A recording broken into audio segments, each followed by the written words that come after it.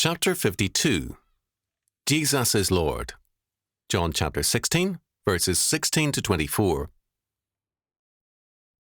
A little while, and ye shall not see me. And again, a little while, and ye shall see me, because I go to the Father. Then said some of his disciples among themselves, What is this that he saith unto us? A little while, and ye shall not see me, and again a little while, and ye shall see me, and because I go to the Father? They said therefore, What is this that he saith? A little while? We cannot tell what he saith. Now Jesus knew that they were desirous to ask him, and said unto them, Do ye inquire among yourselves of that I said, A little while, and ye shall not see me, and again a little while, and ye shall see me? Verily, verily, I say unto you, that ye shall weep and lament, but the world shall rejoice, and ye shall be sorrowful, but your sorrow shall be turned into joy. A woman, when she is in travail, hath sorrow, because her hour is come. But as soon as she is delivered of the child, she remembereth no more the anguish, for joy that a man is born into the world. And ye now therefore have sorrow, but I will see you again, and your heart shall rejoice, and your joy no man taketh from you. And in that day ye shall ask me nothing. Verily, verily, I say unto you, whatsoever ye shall ask the Father in my name, he will give it you. Hitherto have ye asked nothing in my name. Ask, and ye shall receive, that your joy may be full. John chapter 16, verses 16 to 24. Our Lord here makes a statement which was enigmatic to the disciples, but clear in terms of history. In verse 16 he declares, A little while, and ye shall not see me, and again, a little while, and ye shall see me, because I go to the Father. Verse 16.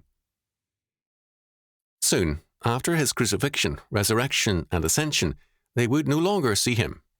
He will ascend to the Father, and then they will see and understand him as never before. The two words translated as see are different. The second see, theoreo, means to see the meaning of something. They would then see more than the incarnate Jesus. They would understand who he was and is. They would not only see Jesus Christ, but also Christology. The baptismal creeds of the early church saw the doctrine of Christ as essential. In Philippians chapter 2, verses 9 to 11, we have the basic baptismal affirmation of the early church. Jesus Christ is Lord. Here, the Jesus of history affirms the Jesus of doctrine, and the modernists, confounded by this unity, can only deny its historicity. But this finally means the denial of all history, because the alternative to the triune God is chance and meaninglessness. Hegel's neo-pantheism could only use Christ as a facade for an alien faith which could only self-destruct. The disciples, after Jesus' ascension, would then understand what they now only saw physically. Thus, Jesus' departure would enable them to understand who he was, God made flesh. Then said some of his disciples among themselves, What is this that he saith unto us? A little while, and ye shall not see me, and again a little while, and ye shall see me, and because I go to my Father. Verse 17. They understand what he said, but they rejected it. Their statement shows a firm grasp of his meaning. Understanding is a religious fact. It means comprehension of the presupposition and implications of what is said. But the disciples were rejecting the meaning of our Lord's words. They said, therefore, What is this that he saith? A little while? We cannot tell what he saith. Verse 18. There is a petulance in this statement. The disciples are in effect saying, Say it isn't so. Their frame of reference was a Jewish messianic kingdom. Given this presupposition, nothing Jesus said made sense. Our Lord had prepared them for his cross, Matthew chapter 16, verses 21 to 23, and they had rejected his words. Their failure to understand was due to their intense desire that he should be what they wanted him to be. In verse 19 we are told, Now Jesus knew that they were desirous to ask him, and said unto them, Do ye inquire among yourselves of what I said? A little while, and ye shall not see me, and again a little while, and ye shall see me.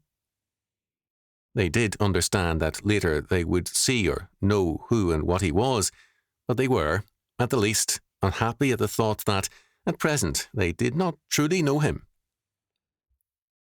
Our Lord said that in a short time they would truly know him, but they feared that knowledge. They wanted the Messiah of their imaginations.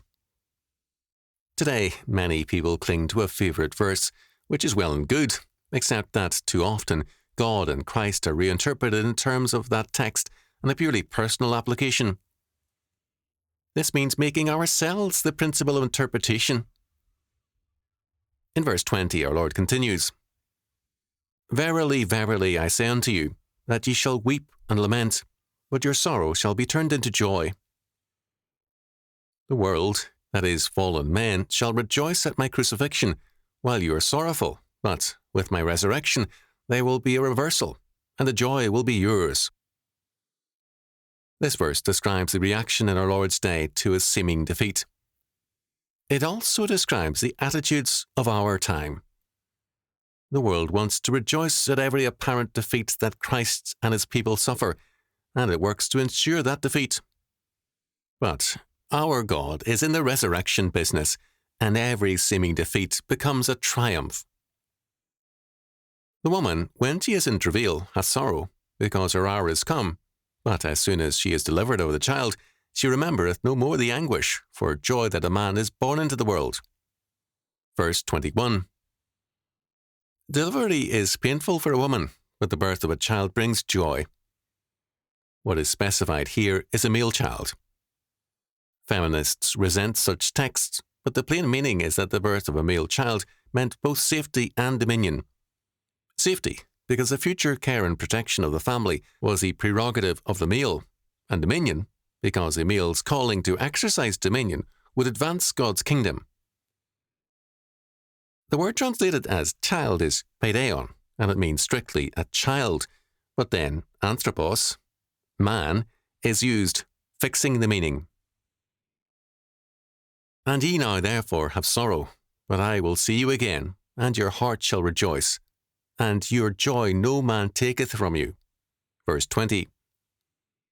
The resurrection will end their sorrow, and the knowledge that their risen Lord is King over all creation and their Redeemer will give them a lasting joy.